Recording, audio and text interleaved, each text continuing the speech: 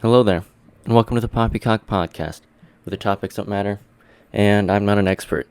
Although, in this episode, I'm at least a novice in the topic.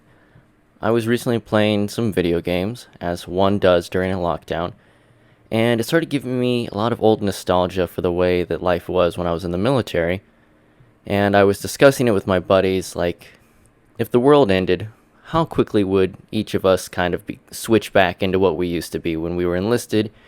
And for my friends who weren't, how well do they think they would survive if they didn't join up with like my camp or whatever? Because I've always wanted to live in a firehouse or maybe a lighthouse, just those places. I blame, the Sweet Life of Zack and Cody for setting an unrealistic expectation of where people might live someday, and it's followed me into adulthood. So I mostly blame them. Although I also blame Cole Sprouse for being in Riverdale and making people watch that garbage fire of a show. God.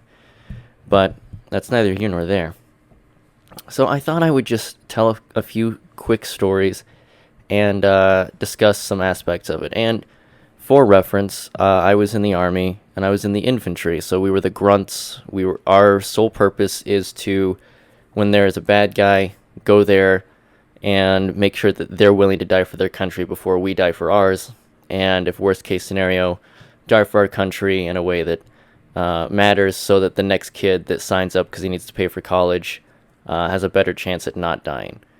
So I didn't realize this until I joined. I kind of was basing off of video games and movies where they don't really show what anyone else is doing, but there are tons of jobs within the military. There's mailroom people, there's all of the like fenced-in areas and like gigantic safe rooms where they keep all of the weapons and the night vision goggles and all of the gear. They're people in supply who their sole purpose is to keep records of everything, make sure it's all good, make sure it's all in its place, make sure you sign it out, and like once every few months you take every piece of weaponry and technology out and you write down the serial numbers and you confirm it and you mark it down on a sheet. And some new hotshot will be in charge of the garrison, and he'll require that everyone do it the way they did at his old unit, so you'll take it all out and rearrange it again, and it is mind-numbingly boring, those layouts. But, they let you know where everything is. I see the use of them, but it doesn't mean I like them, okay? I definitely didn't sign up to be doing spreadsheets in the middle of the desert, which, in case you're wondering, it's like doing spreadsheets anywhere else, but you're also sweaty, so you can imagine how that doesn't increase the fun factor. And in the infantry, also, we didn't have any women in our units. There were some people across the little area we were in. We were in like a warehouse, a giant warehouse filled with 3 sets of gigantic lockers in one big open area. And then running along one of the long walls was like a cement overlook that had 3 offices for the people in charge of the 3 platoons in our company. And then, there was an area out there we would meet. We would wake up super early. We'd work out. Then we'd go shower and eat and change into a uniform. And then we'd go out and do our stuff for the day, which usually involved just maintaining things and training and showing up because some general or some big shot he was retiring, or he had just arrived, or they wanted to show off some new area. So there was a good 2-week period where I had to learn the Army song, practice singing it, practice a special march for it. It was like I was in high school all over again, except dorkier. So if you can imagine a bunch of grown men and women, all very scary looking, like that, I think I call it the Clint Eastwood stare, where it's just like, even if they have a normal person's face, when you look in your eyes, you're just like, oh, Jesus, something went wrong here. And that's just sort of like the way you look when you're consistently put up with bureaucracy and insanity, and again, dehydration. At one point when we were off doing a field training operation in the desert, they stopped supplying us with food and water, so we had to start rationing out water for a while. 2 guys started wrestling, and that giant gorilla of a man popped a guy's knee out of socket, and he had to go to the hospital, which did not set the mood better. We were out there for like a month and a half. But you get separation pay when you're married if you're gone for more than 30 days from your home. So they sent all the married people back for one night before bussing them back out again, so that way they wouldn't have to pay them separation pay for training. and that's a little insight into what the military is like. They'll use loopholes. They are both the maker and breaker of laws, so it's very interesting. A lot of pirated movies in the military, like even just playing at like the dentist's office, you'll just see it with like weird Bangladesh subtitles, and you're like, that came from Pirate Bay. And there's like, yeah, probably. I don't care. What are they gonna do? Come to the army and look for people who are pirating things? I don't think so. So it's a weird culture. Also, you may just not know what's going on, and they'll just be like, hey, in like 2 months, you're going to deploy. You can't tell any of your friends or family where you're going because ISIS will try to Facebook friend you and act like it's a sexy girl trying to tell you that she's all about you. And in reality, they just need to know when the deployments are happening and to what area so they can prepare or leave or prepare counterattacks and ambushes. So you kind of just live month to month thinking, hey, this could be the last time I get to do something. We might go to a training place, do live fire, and some rookie private's going to show up and not be careful where he's pointing his weapon, and blammo, that's the last I'll ever see of my right hand, or something like that. You know, it could turn RoboCop real quick. So it was a lot of 18-year-old men sitting around, not even aware of how to like balance a checkbook, file their taxes. They're still figuring out why there's still hair growing in new places, and at the same time, you're like, all right, let's go face to face with our own mortality and accept it in a way that is not healthy by just drinking and partying like if the bullets don't kill us, our habits will. That being said, the best people I've ever met, I met in the Army. At my wedding, most of the people I invited were from my old platoon and a couple from like second platoon. But you know, when you're cool, you're cool. Like my old roommate, my buddy Shanda, my buddy Cable didn't get to come. He was the guy who taught me how to have fun right off the bat, and then he got out of the Army like a year in. It was right before, it was like 2 weeks before Iron Man 3 came out. I remember because we were going to go see it together, and then he got out a little bit earlier, and I was pretty bummed I had to go see that. Did I see it by myself or with someone else? I don't know. It's been many, many years. But yeah, that was an interesting thing. And a fun fact, when you go into basic training, you're cut off from society for like, I don't know, like 3 months, I think. It depends based on what MOS or job that is that you're signing up to do. So you do like the basic training that every soldier gets, although admittedly there's a slightly harsher grading and culture depending on the job that you're going into. So someone who's going into supply may not get their balls busted nearly as much as someone who's going into the infantry, because they still see it as their job to like sharpen you into the most hardcore psychopath that the government can possibly milk for all its financial goodies. And you know, they pay you enough. I mean, it's not much considering you're literally working full-time 24/7 on call, can be called in to do anything anytime ever. But it's enough to go get tattoos and buy a car that you can't afford. So, hey, that's a pretty good sign that someone was in the military, is if their joints hurt and their credit score is ruined. Bonus points if they've had a divorce. I did not, by the way. So, or crippling addiction to alcoholism or drugs, because that happens. In fact, we were in Bravo Company, Alpha Company, who in the barracks were right above us. They got busted for steroids. Like, their own sergeants and stuff were handing out steroids from, like, Juarez. And they're like, do these and get buff. And I kind of had a feeling that that was the case, because anytime we'd go work out, there were these meatball-shaped men, like, literally, like, you would think they would be fat, but the fat was muscle. And they were very round and stout. And they'd have their body armor on, which is like an extra, like 70 pounds of weight. And it makes it where you can't move your shoulders and your neck, and it hurts your back. And they just jump up to the pull-up bars, and they do these little meatball pull-ups over and over and over and over and over again, way more than they should be able to do. It was like watching the scariest version of VeggieTales possible, where Bob the Tomato is just yoked, and he's ready to go beat his wife. It is completely bizarre. And they're like, oh yeah, they were doing steroids. And they were like, are you doing steroids? I'm like, look at me. I'm sweating to death. I'm wasting away. There are no steroids in me. Because, you know, most of the unit was like, hey, we're going to train you to lose all the weight that you have. I'm like, buddy, that's the weight that's keeping me alive. And so I had to eat a whole lot to try and stay healthy. And again, back to when they stopped giving us MREs and water, which, by the way, MREs on, like, the meals ready to eat, little, I call them Satan's Lunchables, Although there are a couple that are pretty good. The penne pasta was pretty good, and there's a breakfast one that came with a pancake type substance that was almost like a muffin, but it was this like maple syrupy goodness, and it had this blueberry granola thing with fake milk that when you pour water into it, it kind of tastes like milk. Obviously, having eaten real food more consistently now, I may eat that if I had a chance and think, wow, this is disgusting. But for the years I was in, I used to literally dream about getting to eat that MRE. That was like my favorite MRE.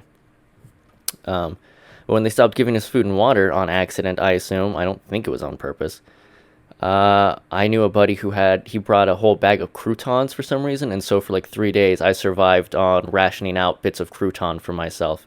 It's very The Last of Us as far as scarcity goes. But yeah, I also got pulled out of a room in my underwear because we were pretending to be the bad guys, the potential terrorists. You don't know which one of them is, which one of them isn't. We're in this big fake town in the middle of the desert, which by that I mean they took a whole bunch of shipping containers and spray foamed them to make them look and act more like homes. Ours was filled with brown recluses when we showed up, so we all slept outside, and I had to share a cot with my buddy Felix, who accidentally put his morning wood in my ribs. So whenever he'd hit on women, I would say, he's the only man who's ever been inside of me. You're lucky to have him. Totally killed his game. It was a phenomenally nuclear attack on any game he ever had. He stopped going to the mall with me because of that, I'm pretty sure. But yeah, so we were supposed to be those guys, and they came in, and I hid underneath my cot, and they never found me. And I was like, okay, well, I'm going to get in trouble if they don't catch me, because they're supposed to, because I'm a bad guy. So I just laid back down on my cot, and I was like, well, they're not going to come search again. And then they came in and they searched again, and they pulled me out in my underwear in front of these people. And it's a unit that's training against us that does have women in it. So needless to say, I was happy that I've been waking up and doing workouts so consistently because, when it's on display, you want to look good.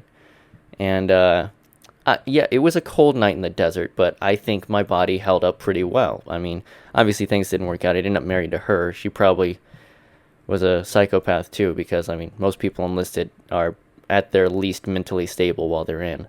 But I like to think she got back to wherever they were camping for that night, and she thought, man, wish I could have interrogated that guy one-on-one. I've been like, you wish. Good times. Cold times though, but good times. They made me sit out there for like an hour before they let me put on my fake Middle Eastern clothing, which I don't know if that's racist or what, but they make you dress like you're a Middle Eastern person instead of just like dressing in jeans and flannel like everyone who brought their clothes had. So you look like a normal person, and they're like, oh, Blue 4 is coming in, you gotta put your stuff on. Like, ugh. And so you go in and you change and you cosplay and you walk around. Although there was this one city that was more cement-like. It was like an old, like when you see videos of people like, we visited this old mining town, and now you can go there and relive the country experience of the gold rush. And this time it was, you can mimic attacking United States forces, which was a little dark, because I was like, I'm pretending, and very well, I might add, because we stomped the guys that were training before deployment to make sure they were ready to go, which they weren't, because we crushed them horribly. Like, we killed them, and then they were like, after a while, they reset everyone to not being dead, and then we killed them again, because they had like a laser tag system you wear. It's like a green harness with infrared sensors, and you have you change out parts of your weapon components, and so it fires blanks, which mucks up your weapon really quickly. But every time it fires, it tells it to send out a laser from the direction that your thing is going, and then you can hit someone. Some of them were so messed up and old that they wouldn't register even if you were shooting, and some of them were so sensitive you could just slap your weapon really hard. And when my father was enlisted, that's what he did. He just got up on a berm, and he just started slapping the side of his gun, and it started shooting people. And because there's no sound, they couldn't find out where he was. And he got in trouble. But he became an officer, so he didn't really work for a living. But yeah, so it was a very interesting experience. But there were some things that like I assumed whenever I was going in the military that would happen that didn't. Like, here's something. You can have a visitor over, male or female, don't ask, don't tell. And you just sign them in, you leave their ID at the front desk, and then you go off into your barracks room down the hall. And as long as they're out by midnight or 2 in the morning, I don't remember which one it is. I think it also changes on the weekends. It has been a few years since I've been in the barracks, so you'll have to excuse me. And some people were like, the Pound Town train will leave the station when it wants to, fella. So they would sneak in. And since I lived at the back of the whole facility and my key card worked on the back door when it shouldn't have, I was the guy that I was like, hey, I don't really want to do my 24-hour guard shift. If you do, I'll help you get laid. And they're like, yes, that is acceptable. I was like, sweet. Or I was like, hey, I like your TV. I'll give you like $50 to $75 less than you're asking for the price of it, and I'll help you sneak in chicks for like 2 weeks. So that's what that would do. It was a really good way to make some money, you know? I mean, people are horny, especially whenever you're pretty much melted down to your most base of instincts, where it's just violence and survival and sex. So it was really easy. I was going to say to milk them for money, but that has connotations. So I'm going to say it was a nice business arrangement that I found to be mutually beneficial. It was good times. Good times. But when I was in like basic training, I remember waiting week after week after week thinking, when am I going to get my code name? Because I grew up on G.I. Joe. You don't get code names, just as a warning. I was like, maybe they'll call me like Spider-Man. And I think Top Gun helped with that because they all had cool call signs like Iceman, Goose, talk to me, Maverick. You know, like all these really cool, like, come in, boss.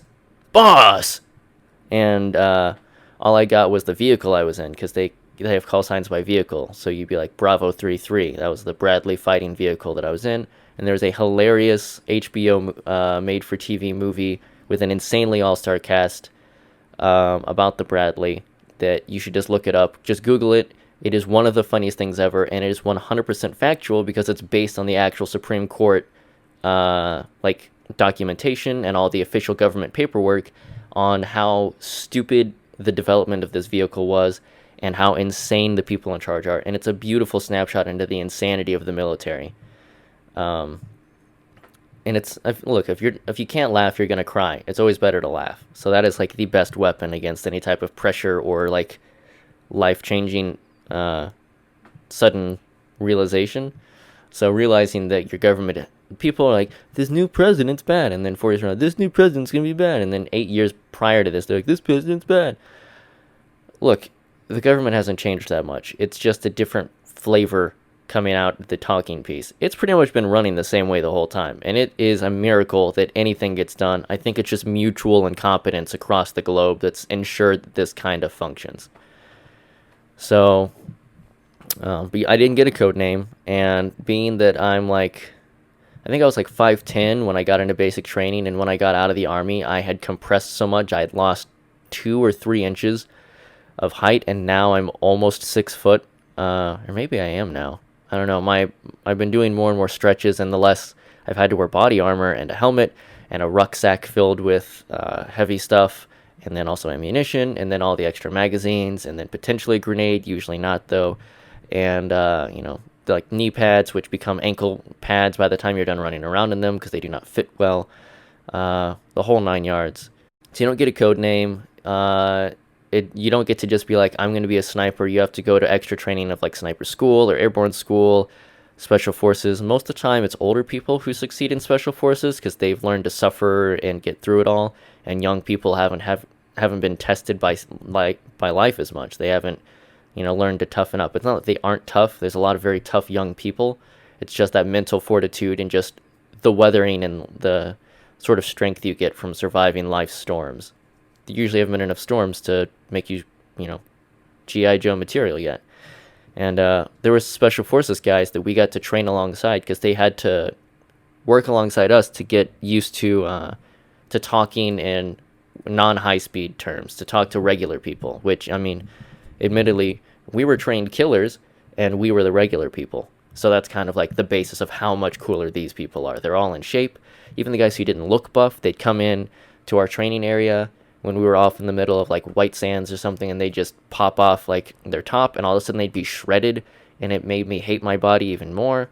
Because that's the thing about being in the military, is that if you're a hard gainer like me, or just a more elven-shaped individual, everyone who is like, if you get buff for your body type and you are healthy and you are athletic, which is already difficult because it's kind of a one size fits all, you have to do this workout no matter what, and it's not optimized for you. And you're always sweating, so it's really hard to maintain mass. Even if you get into the best possible shape for your body, there's going to be so many other people who are taller and broader shouldered and bigger. Or if you get to special forces, they feed them so well. I've never known that a dining facility could make food that tastes that good. And they just handed out gigantic bags full of Reese's Pieces. And they're like, here you go. Take them. Go eat them. Just have a fun time. Like, it was trick-or-treating. It was insane. At one point, we were doing a training thing with them where we were supposed to go land and extract someone. And the guy in the helicopter got it all confused. And he dropped us off way closer than he was supposed to, which explains why it was such a rocky ride. It was in the middle of the night, so we've got night vision stuff. Their night vision is like really high speed, good stuff, fits on their head, perfectly situated. Ours is hanging off a helmet that for some reason the padding isn't right, and so it's rocking the helmet down, and eventually you're just looking at the ground because the whole thing is slowly sliding further and further down your face while it's affixed to the rhino mount on your helmet. And they were like, well, we're running out of things for people to hop out on. There's going to be like a foot or so drop before you hit the ground. So we're going to use these four-wheelers, which is already cool. And the Special Forces guy's like, well, I'm driving. We have a cot on the back, or I think it was technically for like evacuations for medical personnel. So it was one of those. And but it's the same basic thing. And so there were two people sitting on either side of that and one guy in the middle. So there's four people already on this, but they needed me to get on it. And so I hop up on the front of this four-wheeler that I'm sitting, where wheels could easily crunch off my junk. And I loop my arm back through this M-shaped thing that's on the front that the driver can put his automatic rifle through, so that way it's pointed in front of him. So my arm is going around his gun, reaching back through this M, holding on tight. My night vision goggles are flapping up and down, giving me a black eye. And he drives off the back of this helicopter. We drop a couple feet, land, we keep going. And it's so dark and so horribly hard to see everything. We couldn't hardly see anything. And he goes, it looked like a straight shot, even surface. And instead there was this huge, huge rut in the middle of nowhere. It was like a good 6 foot, just, angled down, pick back up, go back up. It was like a big, super deep ditch. And when he hit the bottom, he obviously realized, oh, I'm going down. And so he stopped, and it flung me right off of it, and it flung me to the other side where I was on the uptick walking up. And then he started going because he couldn't see me, so I had to run and time it where I was running up as he accelerated, and then I jumped up as he came up behind me, and I landed back into my seat and grabbed on for dear life. And we completed the rest of the training mission. I had a great story. This one dude, we had some people, I actually got sent back for a while because some people back at the base had decided they were going to break into our lockers and steal our stuff. So we had to go and tell them what of our stuff they'd stolen, what stuff was missing, which meant I got to sleep in my bed for a night, which was a huge, huge, huge win for me. I missed my bed very much. In hindsight, probably not a comfortable bed, but compared to what I was sleeping on, very comfortable. And so I wrote like a stupid, that's what I did. I would draw things, I would write stories, like a sea shanty as though we were pirates. I'd draw what I saw around me, or I would write fictional short stories, or I would write like ridiculous like raps, like epic rap battles of history were something I was watching all the time back then, because that was when it was big. And so I wrote one about us being robbed, and how they were crazy, and how they were going to get kicked out of the military, and how stupid it was, and how they're going to get a dishonorable discharge. And I did the whole thing, and then this dude was like, I like to rap, and we just freestyled against each other and after that, and I actually held my own in a moment of complete non-whiteness. I like to thank Eminem for inspiring me on that one. And I got a handshake and a high five from him. The other Special Forces guys thought I was rad. I was like, this is the coolest I'm ever going to be in my life. I just rap battled a Special Forces guy who looks like he could bench press the Humvee we showed up in. This is awesome. And he's like, hey, this is blah, blah, blah. And he was just talking really cool. So that's an interesting story that is bizarre, too. We did a lot of point-and-click training where you would spend hours like, Martha thinks that rape is bad, and Tommy is not so sure. Which one of them is right? You'd be like, rape is bad. Like, good job! You figured out that rape is not a good thing. Remember, not to sexually assault anyone, ever. It's like, who needs to be taught that? Like, it's like 2 plus 2 is 4. Do unto others as you would have them do unto you. Don't swim within 30 minutes of eating a meal. Don't rape people. These are things you pick up pretty early in life. It's ridiculous. And we had mandatory fun days where they would be like, we're going to go out to this park in the middle of the desert. We're going to play ultimate frisbee. We're going to compete against other units, and you're going to like it. And we're like, couldn't we just have the day off instead and have a 3-day weekend? Like, no, you cannot. And if you want to do that and you don't show up, then you have extra work to do during the weekend. Learn to love it. I was like, I will not, but okay. And they happened to like have one due that they had to do at the same time as they had to do the SHARP, which was sexual harassment and rape prevention. I think there was another A in there somewhere. I don't remember. That's literally what it was called. Those acronyms were accurate though. But those were the letters that they used for that. And so they put them together, but it became like, who can win the 3-legged race to get away from a serial rapist? Okay, you're going to be yellow team, blue team, red team, and green team. Be sure to cheer on your husbands and wives while they run away from a rapist. And you're like, what?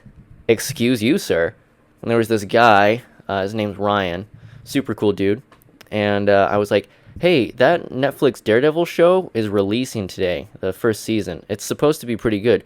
Do you want to sneak back into the barracks and watch that for several hours instead of running around and like flipping tires in the name of like, uh-oh, it looks like Johnny touched Maria's boobies. That was wrong. Flip the tire to show him it's wrong. And the whole time there are women and children out here seeing their husbands or seeing their wives and being like, is this what you do every day? It's like a weird version of like the Titan games or American Ninja Warrior, but with a really weird message of just workplace harassment mixed in with physical labor. It was a hodgepodge of insanity, and this happened several times.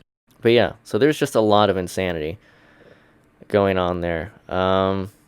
So I hope this sort of offered like a look into the insanity of what it's like to be in the military. Because there were 3 active shooters, which means someone has a gun on base while I was at Fort Bliss. Usually it was someone who wasn't getting medical help from the hospitals that were run. They were off base sometimes, but it was like a pocket base. It was like a few miles off from main base, but it still had its own security and perimeter, and it was just in the city of El Paso.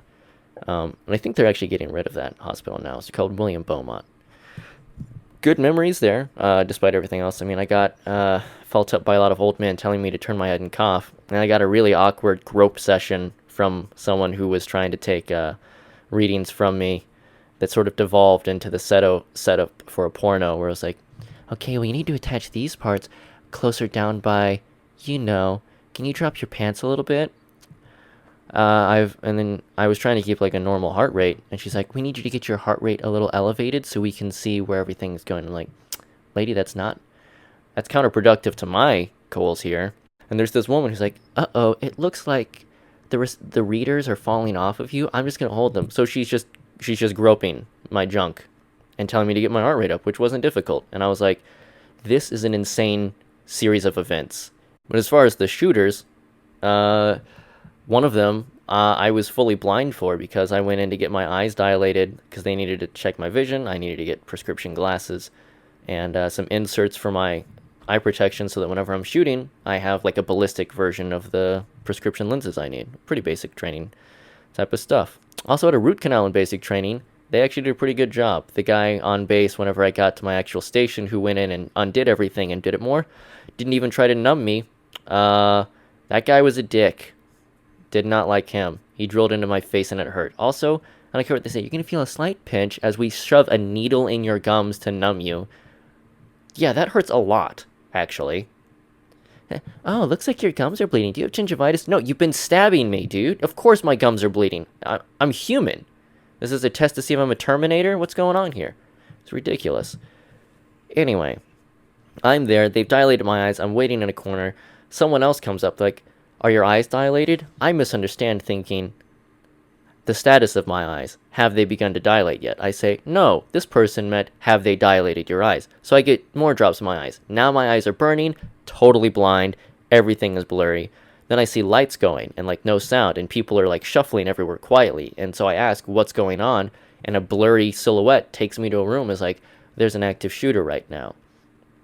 The whole time this is going on, my buddy Slate is asleep in his Chrysler 300 in the parking lot, listening to System of a Down in his headphones to help him fall asleep, with his fleece cap pulled over his face to keep the sun out, because he was getting out of having to do an inspection layout. So he was just sleeping it off in the car waiting for me to be done. Meanwhile, there's a guy trying to shoot a hospital, and I'm blind, hidden inside some, I would say, like minty blue, like somewhere between blue and like mint green colored room. Again, blurry, hard to tell. And there was this blurry woman next to me. And I could tell she was nervous. I don't remember how. I just remember like it was the sound of her breathing, or maybe she was like shivering a little. I picked up on it. My daredevil senses were kicking in. You know, I was blind, but now I could see with my other senses. And this is 100% true, by the way. None of this is made up. And a little known fact about me is that I grew up on Die Hard and Lethal Weapon. And so anytime I went to a hospital or a movie theater or a mall or any place that had been the basis of a shootout with like a cool action hero one-liner, mostly I blame John McClane for this, I would think, what's the best way to jump from the top floor to the second, from like the second floor to the first floor without getting hurt? Like, do I land on that kiosk? Would that be able to take my weight? Would I break my ankle? What's going on here? And I would practice one-liners silently to myself while my mom walked me around to go to like Build-A-Bear or what have you. It finally paid off.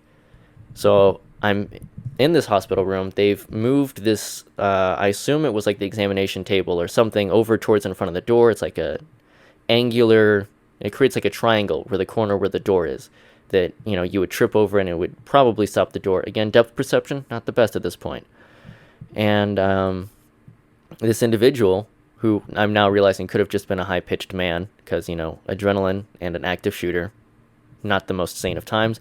And as I stated before, there are people who have jobs where they will literally never have to see gunfire. They will never have to be out in the sun. They will work in air conditioning forever. That's usually where they put the pretty people. Like, someone will be like, oh, well, my job is actually this. And some sergeant major will be like, nope, you work in the S shop. I'll get to see you every day. It'll remind me of what my wife used to look like. Gotta work on that divorce. And so anytime you go in to update your paperwork, there's just beautiful people and air conditioning, and they're happy, and they smell nice, and their uniforms are still pristine. And pro tip, they do this thing like, we need to update when you die who we tell. Do you have any kids? And that's one of the questions that comes up, like any wife, kids, things like that. And when they said, do you have any children? I was like, not that I know of. That joke worked about 70% of the time. When it didn't work, I got a really awkward, like, stare or glare, like, oh. But when it did work, I got one of, oh, he's so funny.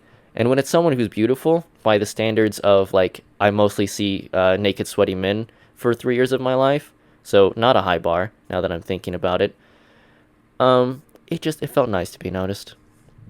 Anyway, flashing back to me being blind, so there are these people who probably never, like, they're real doctors. They have real applicable skill sets that when they get out, they can apply to real life in a career that pays well, unlike me. And there's a shooter going around, and you can hear, like, an echo, you can hear, like, chatter and whisper, and it's hard to tell where things are coming from. Of course, my daredevil senses are sharpening, or at least so I believe, and so I'm like, I'm in tune with the universe. And again, since the age of, like, 18, I mean, I joined the Army so young, my parents had to sign my documentation because I wasn't a legal adult yet. So I'd come to terms with the fact that I could die pretty easily anyway, and I was like, if I die, I don't have to pay taxes, and my back won't hurt. Seems like a win to me. So, and that's not like a line, that was legitimately like, it beats work. So I turned the person next to me who's upset, and I said, don't worry. And at this point, I have like the Cyclops film roll visor they give you, where it looks like a cartridge of film, and you unfurl it, and it's like that weird 80s, no rims that go back over your ears. It's just held on by its wanting to roll up like a scrollfulness. I put it on my face, and I turn to the person next to me, and I say, don't worry, Justice is blind, and so am I. Now, I can't tell if they were immediately overtaken with a mixture of comfort and arousal, but I think I could pick up on the change in the pheromones in the room enough to say that it probably happened. There's a bajillion more stories to be told, but there's not enough time for it. So hopefully this has given a little bit of a look into the life of what it's actually like in the military. Again, I wasn't the coolest, baddest dude to wear a uniform. I was just a guy who did. I was just a regular Joe among the rest of them who all signed up to do things that in reality, like on a basis of everyone else I've met, actually kind of hardcore. But it's hard for me to perceive it as hardcore when everyone I knew was also hardcore. So, I'll leave you with one final quick story. I invited a girl to come to an infantryman's ball. It was like a dance they had at a hotel, and I flew her out there. It was in my dress blues. I looked real slick. We hung out, had a good time, showed her the world that I lived in, showed her my friends.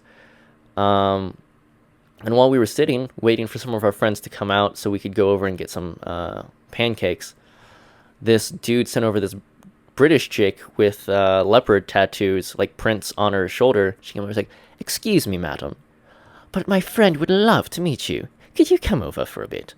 And she went over there, and I was like, "Are we in trouble for, like, meandering in the general area? Because we're just waiting for our friends to come down from the hotel room, because it was being hosted in a hotel." And then my buddy points out, I was like, "I think that guy is trying to sleep with the girl you brought." I was like, "Whoa, hey, I haven't even put my arm around this chick, and you're trying to do that? No, thank you, friend." So I went over there, and I was like, "Hi there." I did the whole, like, ha ha ha, like, polite thing where deep down you're like, "You're a dick, get away." Long story short, she flies back, life goes back to normal, I'm sweating again, wearing the same socks and clothes, day in and day out, and, like 6 months, almost a year goes by, and I'm off in a training area, and I'm told to work with someone, and lo and behold, who is it but that guy? He looked like if Tom Hanks had a child molester brother. He had a gross mustache growing, because that's what you do when you're in the field, and I had to do what he said, and all I could think was, you know, if his vehicle goes down, I say we leave him, for the good of the team, for the good of the mission. We can't come back for him. Maybe once we've taken it all out, we'll come back, we'll find him. But if he gets taken, skinned alive, eaten by natives, it happens. And then I realized that we were just training in the middle of the Mojave Desert. There were no natives, and there was really no chance of him getting skinned alive, unfortunately. And I just had to listen to what he said, over a radio, for days at a time. The guy who tried to steal the girl that I was impressing. It's a very interesting dynamic. What a douchebag. Anyway, it's made me hate Tom Hanks movies ever since then. I can still do Toy Story, but if I see his face, all I can think is that guy. So, this has been the Poppycock Podcast.